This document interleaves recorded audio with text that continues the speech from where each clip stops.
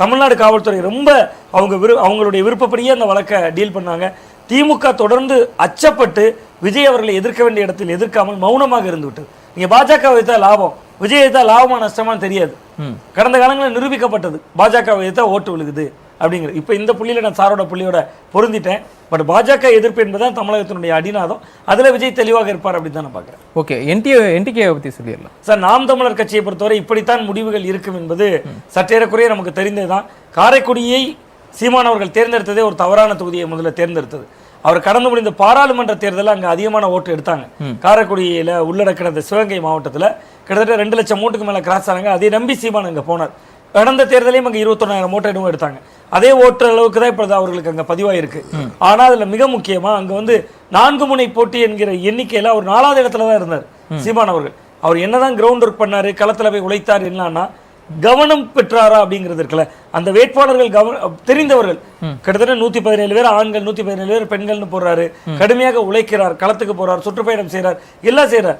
விஜய் அவர்ல பாதி அளவு தான் உழைக்கிறார். வருகை ஒரு பெரிய வரவுல அந்த வரவு ஒரு அதிர்வை ஏற்படுத்தி விட்டது. அதில் சீமான் அரசியல் காலி செய்யப்பட்டுருச்சுன்னு தான் நான் பார்க்குறேன். தமிழ்நாடு காவல்துறை ரொம்ப அவங்களுடைய விருப்பப்படியே அந்த வழக்கை டீல் பண்ணாங்க. திமுக தொடர்ந்து அச்சப்பட்டு விஜய் அவர்களை எதிர்க்க வேண்டிய இடத்தில் எதிர்க்காமல் மௌனமாக இருந்து விட்டது. நீங்க பாஜக வைத்தா லாபம், விஜய் வைத்தா லாபமா நஷ்டமானு தெரியாது.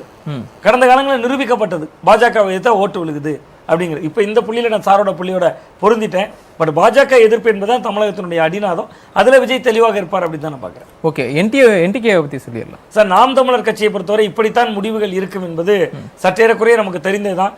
காரைக்குடியை சீமானவர்கள் தேர்ந்தெடுத்ததே ஒரு தவறான தொகுதியை முதல்ல தேர்ந்தெடுத்தது. அவர் கடந்து முடிந்த பாராளுமன்ற தேர்தலில் அங்கே அதிகமான ஓட்டு எடுத்தாங்க. காரைக்குடியில் உள்ளடக்கிற சிவகங்கை மாவட்டத்தில் கிட்டத்தட்ட 2 லட்சம் ஓட்டுக்கு மேலே கிராஸ் ஆனாங்க. அதை நம்பி சீமான் அங்கே போனார். கடந்த தேர்தலையும் அங்கே 21,000 ஓட்டு என்னவோ எடுத்தாங்க. அதே ஓட்டு அளவுக்கு தான் இப்பொழுது அவர்களுக்கு அங்கே பதிவாயிருக்கு. ஆனால் அதில் மிக முக்கியமாக அங்கே 4 முனை போட்டி என்கிற எண்ணிக்கையில் அவர் 4வது இடத்துல தான் இருந்தார் சீமான் அவர்கள். அவர் என்னதான் கிரவுண்ட் ஒர்க் பண்ணாரு, களத்தில் போய் உழைத்தார் என்னன்னா கவனம் பெற்றாரா அப்படிங்கிறது இருக்குல்ல.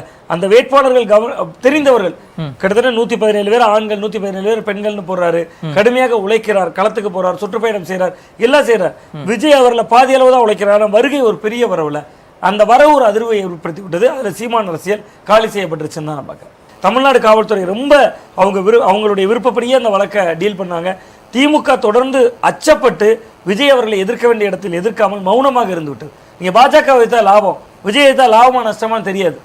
கடந்த காலங்களில் நிரூபிக்கப்பட்டது பாஜக வைத்தா ஓட்டு விழுகுது அப்படிங்கிறது. இப்போ இந்த புள்ளியில நான் சாரோட புள்ளியோட பொருந்திட்டேன். பட் பாஜக எதிர்ப்பு என்பதுதான் தமிழகத்தினுடைய அடிநாதம். அதுல விஜய் தெளிவாக இருப்பார் அப்படின்னு தான் நான் பார்க்குறேன். ஓகே, என்டிகே பற்றி சொல்லிடலாம் சார். நாம் தமிழர் கட்சியை பொறுத்தவரை இப்படித்தான் முடிவுகள் இருக்கும் என்பது சற்றேறக்குறைய நமக்கு தெரிந்ததுதான்.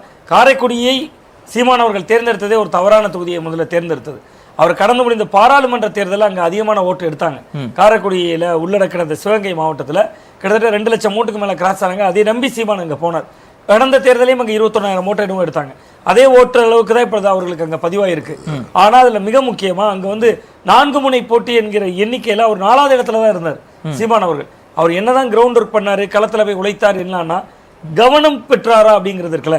அந்த வேட்பாளர்கள் தெரிந்தவர்கள் கிட்டத்தட்ட 117 பேர் ஆண்கள், 117 பேர் பெண்கள்னு போடுறாரு. கடுமையாக உழைக்கிறார், களத்துக்கு போறார், சுற்றுப்பயணம் செய்யறார், எல்லாம் செய்யறார். விஜய் அவர்ல பாதி அளவு தான் உழைக்கிறார். வருகை ஒரு பெரிய வரவுல அந்த வரவு ஒரு அதிர்வை ஏற்படுத்தி விட்டது. அதில் சீமான் அரசியல் காலி செய்யப்பட்டுருச்சுன்னு தான் நான் பார்க்குறேன்.